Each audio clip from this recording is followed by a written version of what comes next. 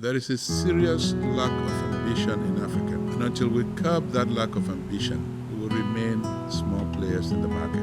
We have people with intellect, we have people with the capacity to build businesses. But what I find is that people just stick in there and they don't really say, why can't I do that? Why can't I build a regional institution? Why can't I build a Pan-African institution? And why can't I build a global institution?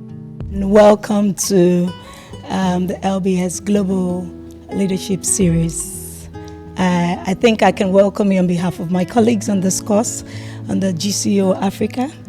It's really an honor to have you in our midst. The whole program has been designed in a way for us to actually use this opportunity to see how we can learn how to become Pan-African business leaders, but maybe not just Pan-African. Also look at ourselves from a global perspective of how Africans can take leadership in the global space and how Africa can be well positioned for that. So my questions today will be tailored towards just trying to pick your brain as much as possible on a few of the questions we think may be valuable to our own drive, and also some maybe personal, if possible, along the line. Is that okay? So thank you, sir. I'll start with the most recent. June 16, 2025, breaking news. The world's richest black man on the world steps down as chairman of the company Dangote Sugar that has been chairman for 20 years. Hands over to a man, Mr. Arnold Ekpe. For some of us that are not bankers, we're wondering who he is. Why you? Why were you chosen? And then the question for people like us that are bankers is Dangote going after a Pan-African strategy or global strategic positioning? If that's the case, I'd want to pick your view on what you think about what the future of the economic growth of Africa is, one, and the development of Africa. What do you see as the trends in the future, the opportunities and the challenges, so that you can help us as a class to begin to position ourselves for that? Remember, the name of the company is still Dangote. That hasn't changed. The ownership hasn't changed. But I think, in fairness, Mr. Dangote has a lot of in hands right now. He's got a whole refinery and fertilizer project to run. So to the extent that we can help him take some of that load off his hands, I think that's a positive thing. But look, the challenge, I think, for most of us in Africa, and I hope we drifted. Patrick sent me some questions, so I hope we answer those in due course. It's a lack of ambition. There is a serious lack of ambition in Africa. And until we curb that lack of ambition, we will remain small players in the market. We have people with intellect, we have people with the capacity to build businesses. But what I find is that people just stick in there, as the French say, their créneau, their corner, and they don't really say, why can't I do that? Why can't I build a regional institution? Why can't I build a Pan-African institution? And why can't I build a global institution? Okay. So the point about Mr. Dangote is that whether he likes it or not, he's running a global company today. If you're in the oil and gas business, you're global. The pricing is global, the competition is global, and you have to think global. So in my opinion, he is actually the first truly global African industrial company. Thank you. I think I can take the question from there. Truly global institution, you say. And with your wealth of experience, like Patrick read your CV, you've worked in Citigroup, you've worked in UBA, EcoBank, now Group, and most recently Dangote, like you said, is a global firm. We're just wondering, what are the critical success factors that you think, as you're encouraging us and giving us the bold call, that we should think of ourselves as global and see opportunities where we can pick it. What are the critical success factors for building these institutions How can entrepreneurs prioritize these factors? What leadership skills are needed to achieve this? What are the development strategies we need? As well as how do we structure our organizations to ensure we take advantage of these qualities and see this growth? I think that's a fair question, but I think let's put it in the context of getting stuff done. Okay. In spite of what people say, there's no formula to that. All right. Every situation is different. You prepare for a restaurant business, you're ready to open, and then COVID strikes. What can you do about that? Nothing. So when you look at these issues, you look at them in two respects. One is the hard, and the other one is the soft. The hard one, which I think is something that I would like to share with you guys, is its strategy, its business model, its operating model, or execution. What I find in Africa generally is people spend 70% on the operating model and execution. In fact, you should spend 70% on the strategy and business modeling. Because when you do that right, the execution is fairly straightforward. And when I talk, I like to give examples because it puts a context to it. In EcoBank, we were opening 4 or 5 subsidiaries a year. We never made a loss. Sometimes we made less money, sometimes we made more money. But Patrick and his team will know that we had gamed the business model and the strategy model, and we check it every year just to make sure it's relevant. Because you don't want to be like lemmings, you keep going and then you go over the cliff. So you have to check every year. That's the hard part of getting things done.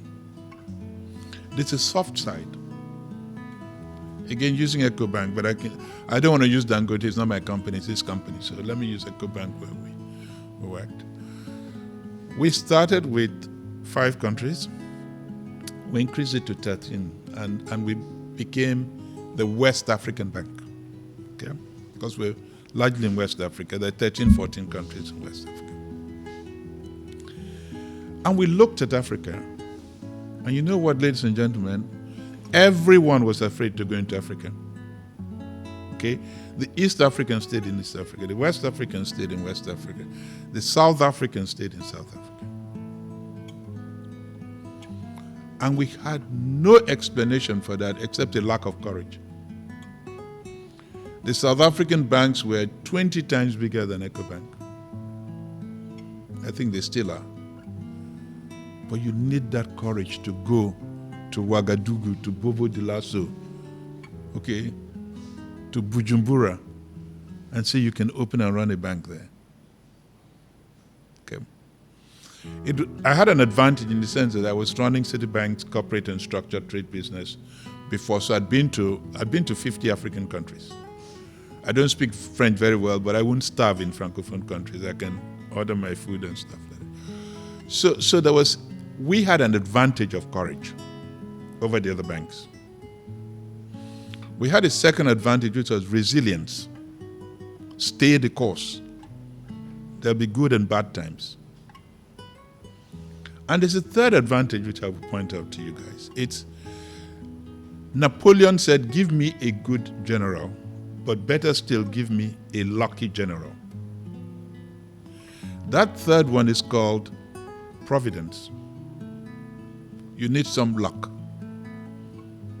And let no CEO, no chairman tell you that he doesn't need luck. Another name for luck is providence. Another name for luck is divine intervention. You need that. So you have the hard side and you have the soft side. And I think when you're looking at what you're trying to do, I think you have to start with the ambition first. If you don't have the ambition, don't do it. You will fail. If you have the ambition, have the resilience and the courage to know that there will be hard times going. We had very hard times. I mean, there was a crisis in Mali, and every quarter we had a problem. It didn't stop us, okay? And it's not often known that EcoBank as a group is still bigger than UBA or Access Bank in Middle Africa. EcoBank remains the largest bank in Middle Africa in terms of countries, number of branches, balance sheet. It's not always seen that way because it's not very big in Nigeria, but it's very big elsewhere. So the model survived, the model works. There are a few problems you need to fix, but those problems will be fixed. So I think it's a long way of answering your question, but I'm trying to move beyond a how to do, because there's no how to do. It's more of how to think, a mindset issue. I think that's really the key thing. Yeah. Okay. I was going to save that for later, but since you've touched on it, I'll just go to it. There's a question of, I worked in EcoBank for 11 years, like Patrick said. And I always, whether we like it or not, even after you left 2012, I joined 2014. Until I left, your name was still being said in the institution. And that just speaks a lot to your conviction.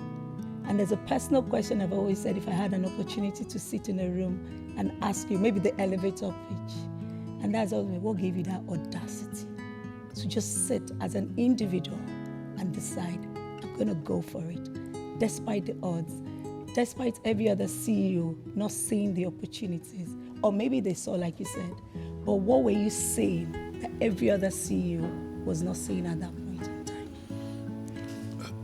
You know, that you asked me a very difficult question. It's very personal as well. Yeah. When I went on the EcoBank journey, I was, I think, 41 or 42.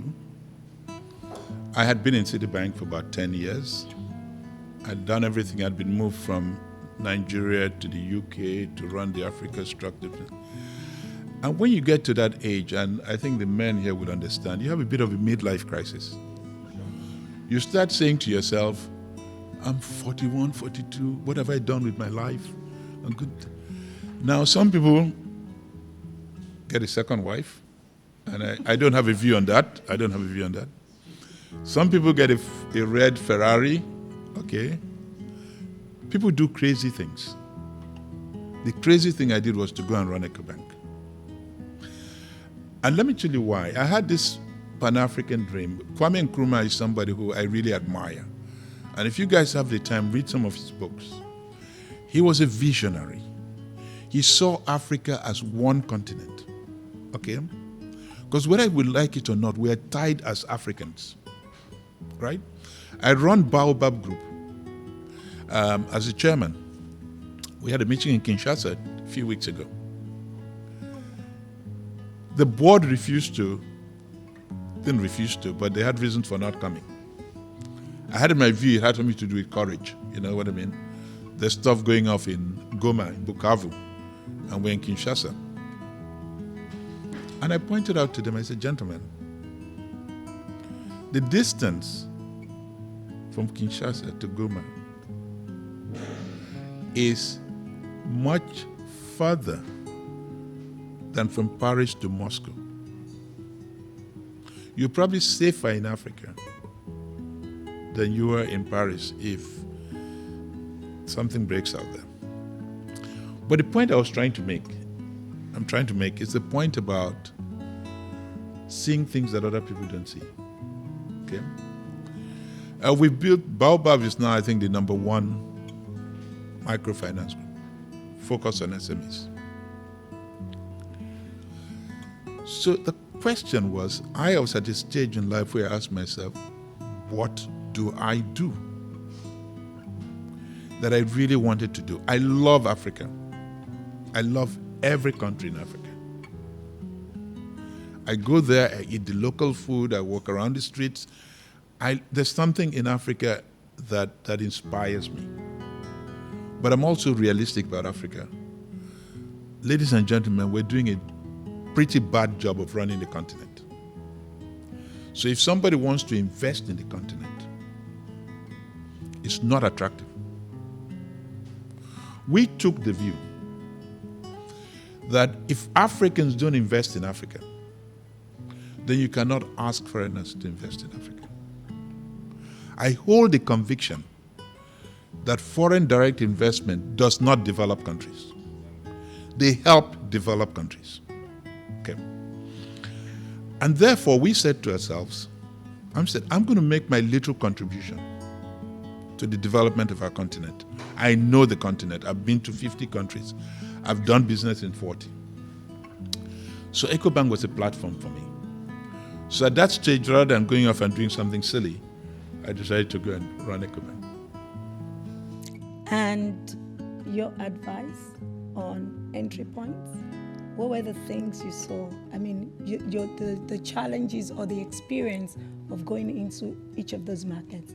The reason why I asked that question is Africa, multilingual. I think if I go by the statistics that we see, we have over 2,000. Some people say 2,000, some people say 3,000 distinct languages on the continent.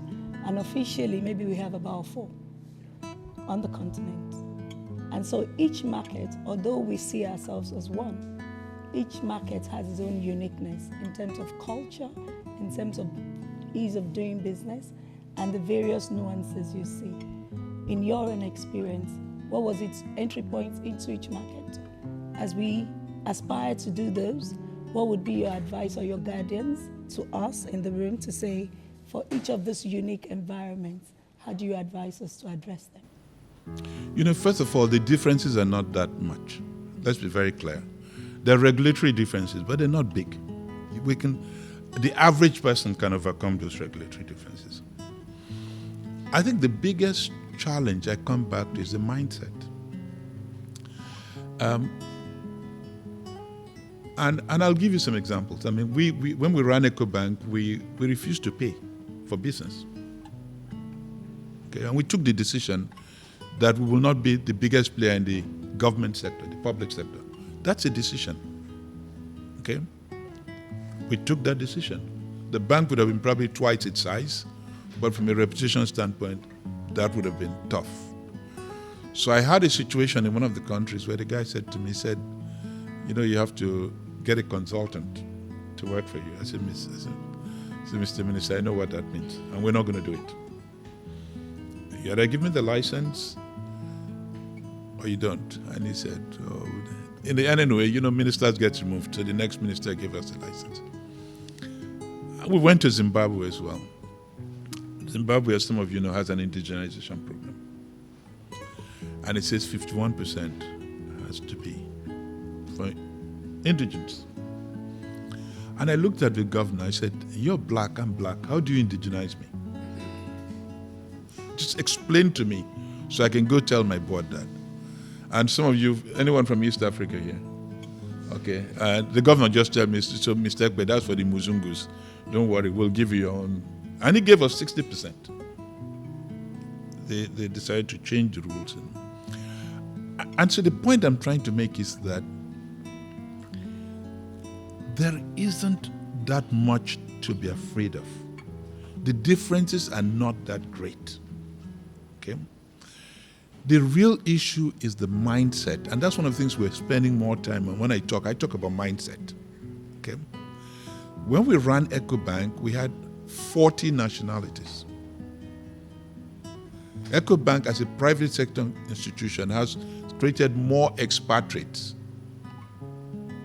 than any other private sector institution. The only difference is the UN and people like they are expatriates from the world. But in terms of private sector, we have people in Africa today from EcoBank who are running banks all over the place. For me, that was the most important thing, because it begins to bring the continent together. So the objective for me wasn't just business. It was, how do we begin to change the African mindset? How do we begin to say that Nigerian capital, for example, through Mr. Dangote, has built the biggest cement factory in Ethiopia, is transformed the cement industry so much that Lafarge has pulled out of Africa. They've given up. They've left. Now, I tell you something. He built Obajana, $500 million investment. No foreign company would have done that. We have a $20 billion refinery in one of the most difficult countries in the world. Which foreign investor would have done that? None. So we better start believing in ourselves. Okay? and saying that the pools of capital across Africa can develop Africa. However, what I see, and this is, everyone knows I've been saying this since the 90s, it is easier to travel in Africa with my British passport than with my Nigerian passport. How do you expect me to invest in your country when you won't even let me into your country? Now, you can't blame the foreigner for that. It's entirely our fault. Let's fix it. So I've been going to these conferences for 40 years. Gives you an idea how old I am. And they say the same thing. Oh, we will look at it. 10 years later, we're still looking at it. So I'm very much somebody who says, let's do. Not all of it will work. Some of it will work. You learn the lesson and you go on. In EcoBank, we made a lot of mistakes. Patrick would tell you. A lot of mistakes. But the model and the strategy was sound, so we could survive those mistakes. But the most important thing that's missing in our continent today is that spirit of getting things done. We talk too much and we don't do enough. Everything that could fix the continent's problems, we know. Have we done it? No. Power is a problem everywhere. In fact, my maintenance guy, Lebanese, asked me, say, why can't you Africans generate electricity? I said, I don't know, because I don't know why we can't. Can somebody here explain to me why we can't? Now, you need electricity to industrialize. You do not develop without industrializing. Microfinance banks don't develop countries. Okay? They don't. Key elements of development are getting your electricity right, getting your infrastructure right, getting big banks, that's why banks like Access come in, to finance projects. You see, the major change financially in Africa, in Nigeria specifically, has been the creation of big banks. So that over 90% of Nigerian projects can be financed locally. 20 years ago, that wasn't the case. But people miss that. And if you're in a small country and you don't create big banks, you're perpetually going to beg for money from Europe, from Washington. Anyway, now Washington doesn't give Africa any money. From Asia, the Chinese. But the fundamental things we can do that's within our power, and that applies to the corporate sector as well. My question to the corporates, we've done the Pan-African thing. I'm too old now I'm in my 70s, so I'm not going to try and do anything new right now. But why can't somebody try and build a global bank? Why not? A global bank doesn't mean a bank in 50 countries. It means a bank with a global presence. And I'll give you an example. Because it's a fireside chat, I think I want to share with you guys some of the things.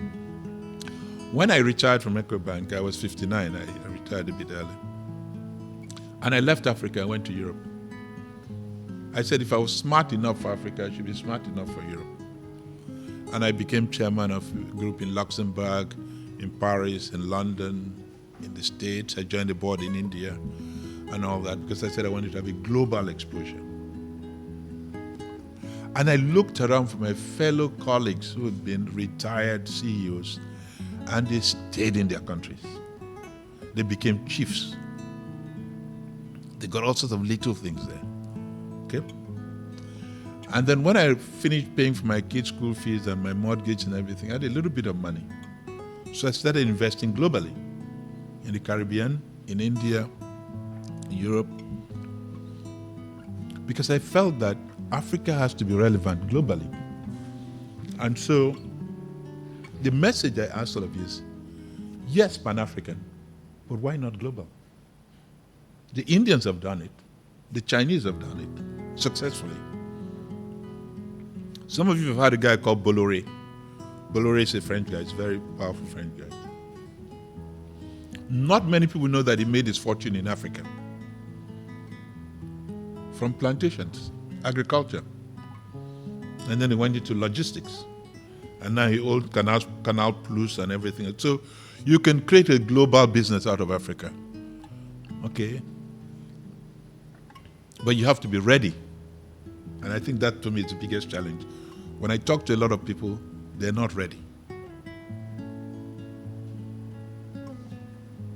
I think it's a long answer to your question. But no, very valid. And readiness, it seems like somewhere I'll pick that conversation from. How ready are we as Africa? For one, the capital. You talked around, if you think small within your market, how do you grow big? I think to also support all that strategy, what we've seen is that the United Nations has now recognized 6 regions across, Africa. And one of the 6th region, very interestingly, being the diaspora. And I've always just wondered, in that recognition, if you look at the statistics that we have on diaspora, the amount of remittance that comes into the country. I think the latest that is out, I've not seen 2024, but 2023 tells me about $100 billion came into the continent of Africa just from remittances. No formal sector. It's just me handing over money, sending money to a grandma, an auntie, and a cousin that is ill, and $100 billion came into the continent of Africa. But if you notice, for most governments, we go to the European and the DFIs to borrow money. And I always wonder the size of those transactions. I think the last one Nigeria did was $1.5 billion. $100 billion is coming from informal sector, from Africans into Africa. Yes, we're doing so much documentation, so much procedures, going to list on this exchange to raise 1.5 billion.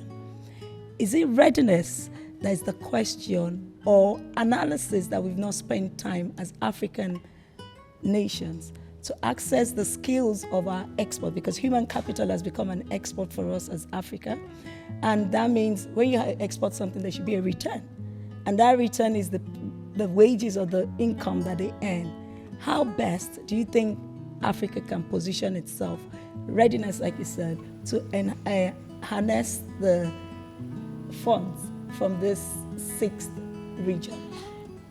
You know, diaspora funding has always been more than foreign direct investment. Yeah. People don't understand that. Diaspora sends more money into Africa than total foreign direct investment combined. For me, the issue is not how you harness that, it's how you look at what opportunities it creates. And I think the most important message it sends out is that we can do more for ourselves, right? And the foreign direct, as you said, 1.5 billion in borrowings, you have 100 billion coming in. But I can tell you the 1.5 billion gets more publicity than the 100 billion, okay? I used to invest in some countries, and we invest dollars, and it's not EcoBank dollars, it's real dollars. And we'll go there and we'll put 10 million into a bank, and we'll see the president, the minister, and all that. And some foreign investor will come in and put in 2 million and gets the front page of the newspaper. Same dollars. Ours is permanent capital. You know, we're married to each other. You know, my son is married to someone from the Gambia, and, you know, marriage all over the place. So this is our continent, whether we like it or not. And just to buttress the point you're making, you know, we have the Afro-China, Afro-European, Afro-US summits.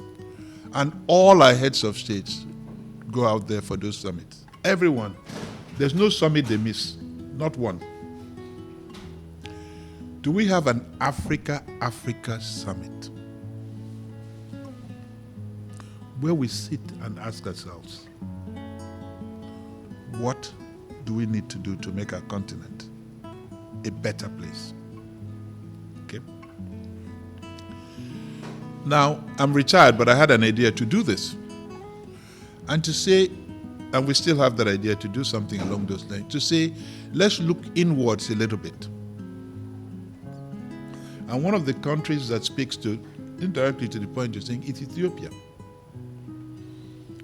It's not often understood that after Nigeria and South Africa, the third largest economy in sub-Saharan Africa today is Ethiopia.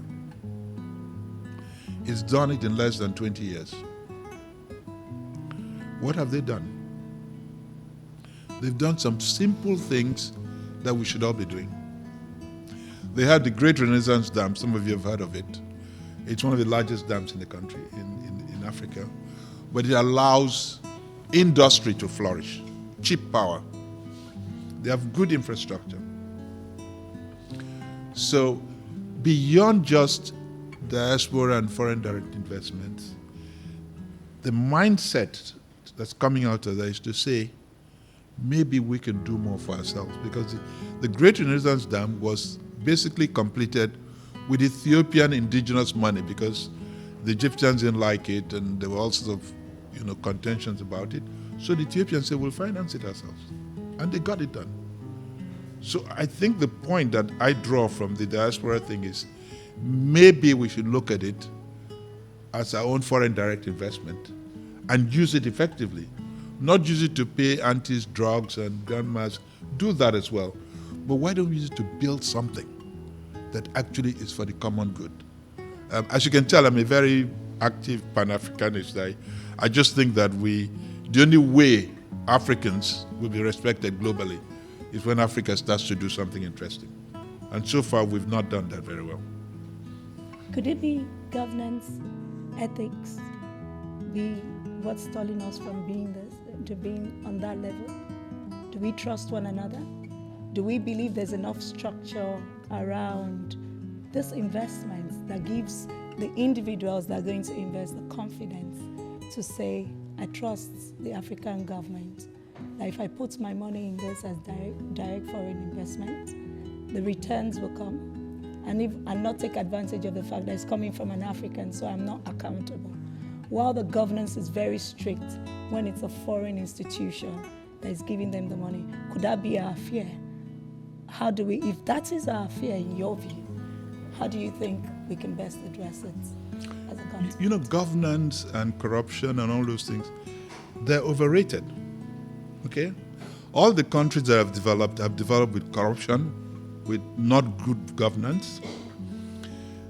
And when I hear that talk, I think it's a foreign investors talk, okay? When we invested in countries in EcoBank, we didn't ask whether they were corrupt. We didn't ask what their credit rating was. We just said there's a business opportunity here and we can take advantage of it. I think one of the challenges in Africa is importing the foreign model of what it takes to get things done. China is corrupt, but China is developing massively. Corruption is like a speed bump. It's not a barrier. So I tell people that yes, we need to have good governance. Yes, we should minimize corruption because they slow down development. But the most important thing is, are we really, really serious about development? Let me give you an example. Read all the reports by the heads of states and by the countries. Oh, we did very well today. We developed, the economy grew by 5%. Population grew by 2%, so net growth is maybe 3%. Okay?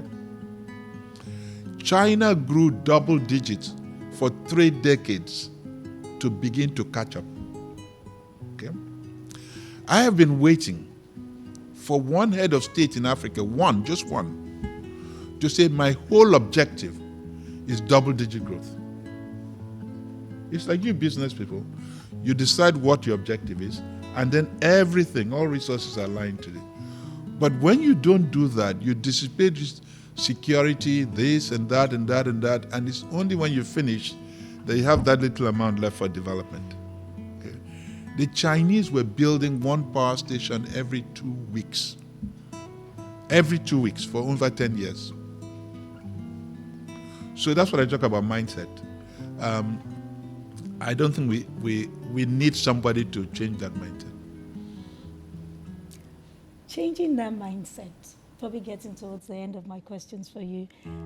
We had a very interesting conversation yesterday on technology and AI and revolution, as in what stage of what they call it, industrialization. You know, all those stages are we in? And one of the conversations, or one of the things that we think is very important, we're trying to decide whether it was fourth or fifth.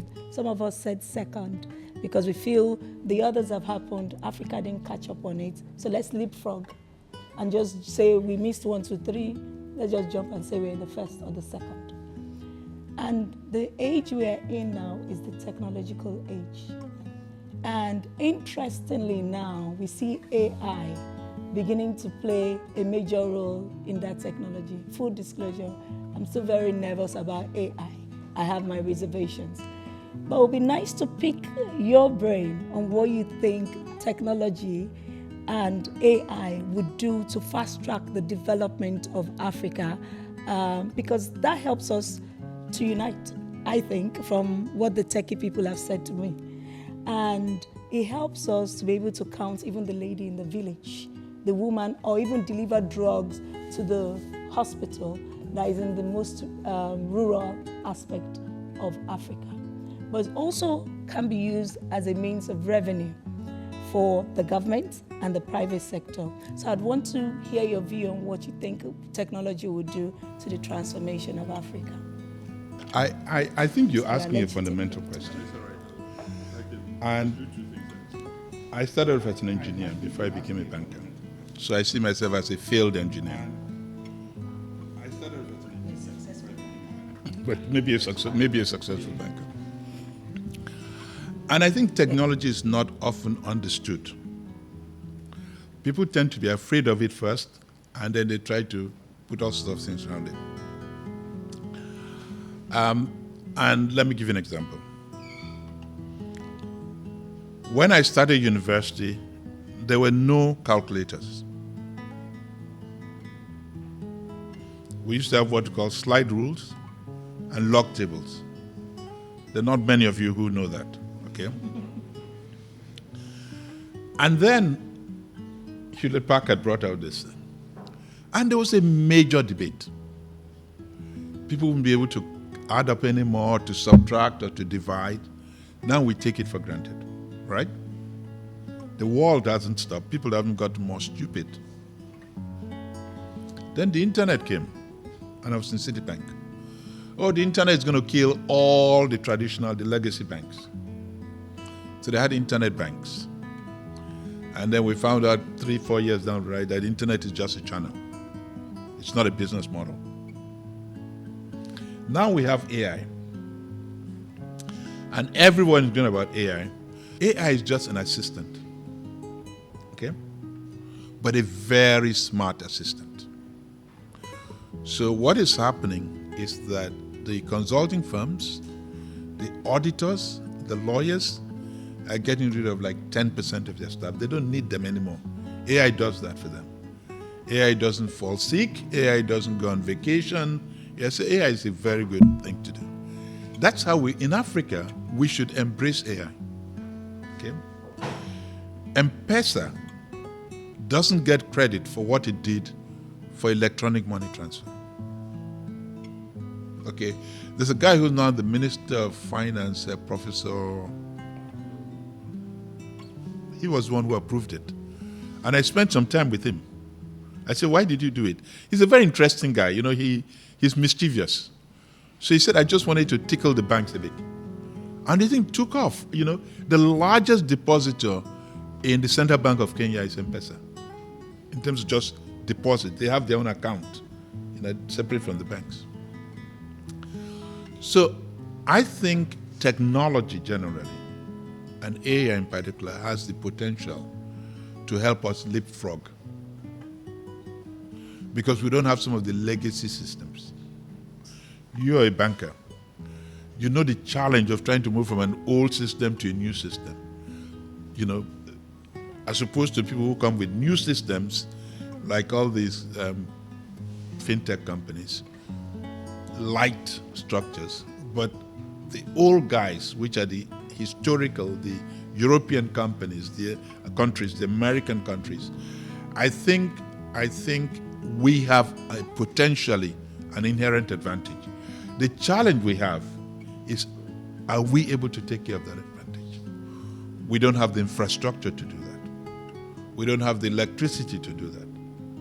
We need all of those things. And then when you get those things and you have AI, I think that we can take full advantage of it. Right now, I don't know that we can. I think we'll do little bits and pieces here and there. But from a technology standpoint, I think Africa is in a good place. It's not in a bad place. Yeah. Look, whether you like it or not,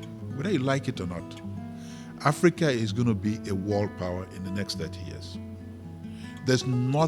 You see, ultimately, demographic makes a difference. China is where it is today. Now, do you know the number one country in the world is the US, but it's losing its position? Number two is China. Number three? Guess. Sorry? Where?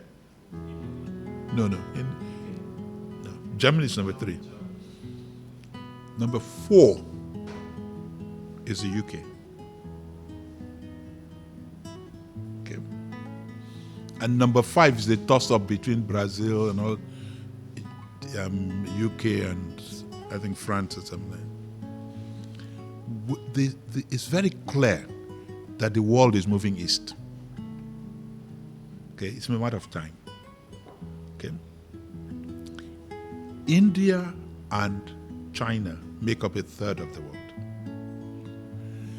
India's per capita GDP is less than half of the US. If it moves to half of the US, it's a bigger economy than the US, and it will move there. India is still going along the same way because India is democratic, so things take a little bit longer. But, ladies and gentlemen, whether you like it or not, the world is moving east. In there is Africa. Because, first of all, people don't know how big Africa is. But you can fit all of China, India, US, and Europe into Africa. It's going to be 25% of the world's population in 2050. It has problems now, but those problems will be solved. All problems get solved. When I was a student in university, they said Asia was going to starve. Okay? Now Asia is a net exporter of food. So in addition to believing in Africa, I actually believe in the human being's ability to adapt. That's why I believe so much in Africa, that we have issues. We should be very pragmatic about it.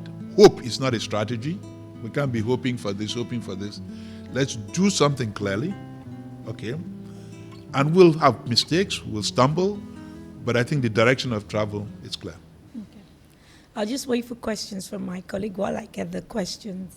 I'll ask you one while I get the questions from them.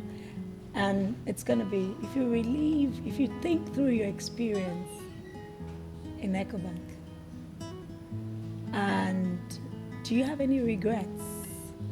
If you're given a chance, would you do anything differently? Yes. Or would you tell your people to do something? Yes. I would have moved a lot faster. Okay. That's the only mistake I made. 40 countries, and you still think? I would have gone global. You know, we moved into China, we got the first banking license in Dubai. We moved into Paris. We moved into London. We didn't go to the States because, you know, you can lose your license. Yes. It's a terrible place to bank. So, but would have created a global bank. And you know, it's also good business sense. We opened a bank in Paris, and within, Patrick remind me, was it 4 years or so? It was the 5th largest subsidiary in terms of profit. Do you know why? Why? They were not the smartest people, but they didn't have currency devaluations. So when we made $1, it was $1. Okay, here you make $1, it might end up being 30 cents. So it was a big hedge, and my dream would have been to create the first global bank, not by being in too many countries, because we found out in Citibank that doesn't work, but by being in certain countries that are strategic to being a global bank. And I was talking to, I'm a fan of young people, okay? I spend a lot of time with young people They challenge me, they ask me questions, and one of them asked me, how do you create a global bank? And I said, set up in Kenya or Nigeria or wherever, set up in Dubai, set up in Europe, one in Asia. If you have the guts, the States, you only need 5 locations. You don't need 40 locations. But you are a global bank. And I think the biggest problems Africans have now is, and Africans tell me how confident they are. If you're confident enough, ladies and gentlemen, go global. Go global. Pitch yourself against the Indians who are running many of the tech companies, okay? The Chinese who are doing crazy things in technology and across the board. Go global. Thank you. Other questions in the room for Mr. Ekpe? What I'm trying to do, not get into politics, but try to talk to politicians, okay, which are 2 different things. And when you have the clout, like when I was CEO of EcoBank Group, I talked to presidents and prime ministers, okay, because I was opening banks in their country, employing their people, paying taxes. And let me give you a classic example. Every African country draws up an economic plan, Vision 2030, Vision, whatever it is. Can you name one that has worked? None works. Okay? And when I spoke to one of the ministers for industry and economic development, or whatever he called himself, I said, why don't you try another way? Call the 20-30 top businessmen in the country and tell them which sectors do you want to take and how can we support you. We're not going to give you money. Whatever you need from a regulatory standpoint, so we'll do it. And he told me, he said, well, that's an idea. I said, let me tell you, it's not an idea. That's how Brazil developed. That's how South Korea developed. That's how Japan developed. Okay? The problem in Africa, and it's just my own speculation, is that most politicians think that if they do that, these people are going to become their competitors. They're going to come into politics, because politics is very profitable in Africa, as you know. So you can do like, maybe not a good example, like Putin did, that stick to your business and stay out of politics, and we'll support you. Okay? But I'm not a fan of businessmen going into politics. I think it always creates problems, and it also creates conflicts. The classic case we're saying is, where no business, successful business, impactful business that doesn't have a purpose. The purpose can be just making money. We said in EcoBank that we do not have an African strategy. Africa is a strategy. That message was simple, that we'll be with every country, irrespective of what stage they're in. When I flew into Liberia, there were bullet holes in the airport. And I don't even been to Liberia, it's 45 minutes drive to Monrovia. And on both sides were rebels. And we went there and looked at the president. We said, we're coming to invest in your country. And he said, why? And I said, why not? We're doing that so that others will come after us to help rebuild Liberia. So when people pull out of countries, I don't understand it. How does an African bank pull out of a country? Okay. Now you could argue that maybe we were a bit early. But with the Africa Continental Free Trade Area now, the trade volumes are going up. The bank that's most prepared for this is EcoBank. As we speak, EcoBank is the largest payments platform in Africa, 32 or 33 countries. I'm also on the board of PAPS, the Afro-Exim Bank payment system. Okay? They don't cover as much as EcoBank as we speak. So the short answer to the point you made is, I think any successful business has to have a purpose other than making money. It has to have a transformative purpose. I can't speak for Mr. Dangote, but I can see what he's done in terms of cement. The country is now self-sufficient. Some of you will not remember that barely 20 years ago, we're importing cement, or the local producers were subsidiaries of other companies, so the decision wasn't a fully local decision. He's moved into other countries that have terrible credit ratings that are considered risky because he doesn't see the risk. He's an African. He can see the opportunity and he can go and talk to the president or the minister. I'm a very strong believer in African capital because African capital overcomes the risk. I mean, I know some of you do it, but I sit in boards in Europe and some of the things they say, I don't understand it. Okay? But if I was European, maybe I'll understand it. But as an African, I don't see the risk. Okay? He's the CFO of KCB. I have a problem there, I call him. I say, what's your advice? What do you think we should do here? Okay? His daughter has a wedding or something. I'll go and sit down with him and have a chat and say, how are things and stuff like that. There is a relationship beyond business that's African. And we don't respect it enough. We don't. When I was in Citibank, I used to go to parties, weddings, funerals, whatever it is, because for me, it was just another aspect of being African. My Muzungu friends weren't going. They were not interested in that. They would stay in the hotel or whatever it is. So, but I love Africa, so that's a different issue. Okay. And for me, my very last question, maybe on the playful side, just to know the side of you. What's your favorite city in Africa, and what's your favorite food, African food? My favorite city is Dakar. That's very clear. And why? Dakar. Beautiful. My definition of a city is where you can walk. Okay. You can just walk the street. Okay. The second one is just as deteriorated, is Harare. And those of you who know Zimbabwe, Harare is a very, very beautiful city. Okay? Very beautiful. You come out from the Mikkels Hotel, you just walk, the central bank is there and stuff, the shops are there. You could be anywhere in Europe. Okay? It's cool. The weather is not as hot and humid as here. So that's my definition of a city, where you can walk. Nairobi used to be like that, but Nairobi is a bit, you know what I mean. I don't have to go into details. Okay? So that's my favorite city. And your favorite food?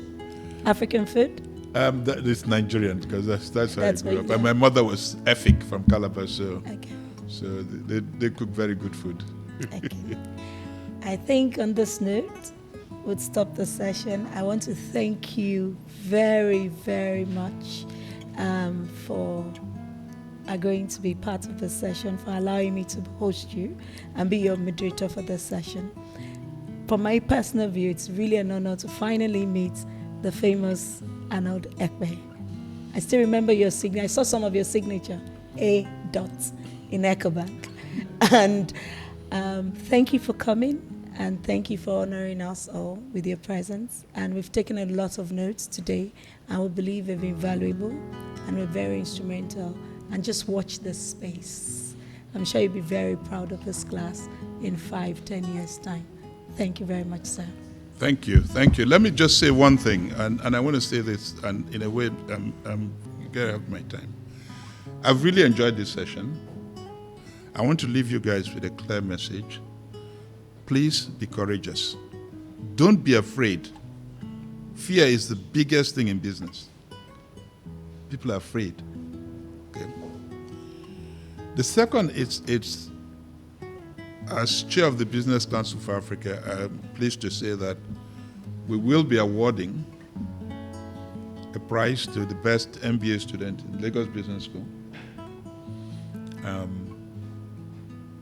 on an annual basis, and also in Strathmore Business School. Those are the two that I think are represented here. So on that hat, we're trying to create business people who will populate the business environment. But please think Pan-African and think global. Think big. That's the most important message I'll leave with you. Yeah. Thank you very much. We will think big. And Thank you. See the result, like I said, 5-10 years, max 10 years time. And you'll be very proud of us. Thank you.